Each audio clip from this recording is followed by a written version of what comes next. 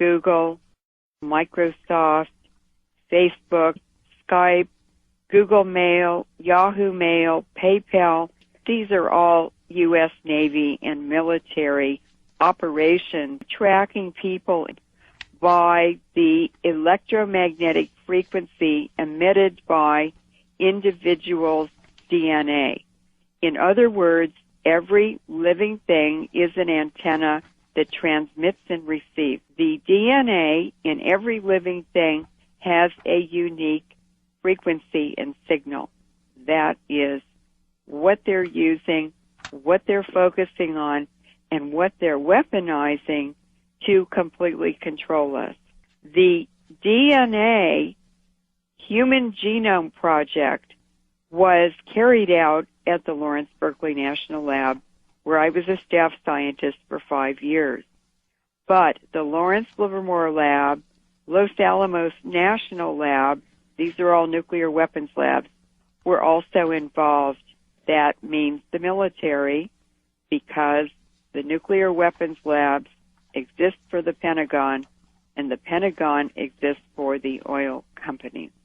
The Human Genome Project was set up and well-funded to experiment and to research and to describe the human genome. The J. Craig Venter Institute has their mission as, quote, to forge new life forms, unquote.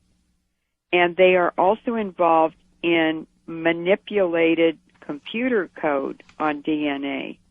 And what they're doing is using computing, medicine, technology, and the police state to converge into basically what is creating a totalitarian scientific oligarchy. And their purpose is to get this information and use it in discriminatory programs where the rich benefit and the poor are impacted negatively by these programs. And the second part of that agenda is the depopulation initiatives. Now, I did an interview with Dr. Win Parker on the air. I was talking about depleted uranium and the tremendous affinity it has for the DNA and mitochondria, because uranium and phosphate structures, they have a love affair all through the universe. And that means that when people are exposed to uranium particles from these wars in Iraq and Afghanistan and Yugoslavia, and by the way, it's over here in 2 weeks, it sticks to our DNA and our mitochondria that provide all the energy for the body.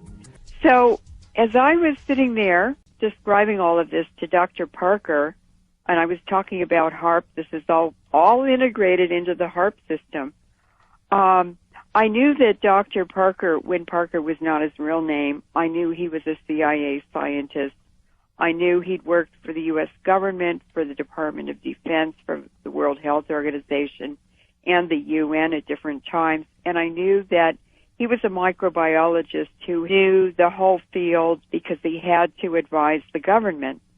And so I just said, Dr. Parker, what is the application of this discovery that nanoparticles are transmitters?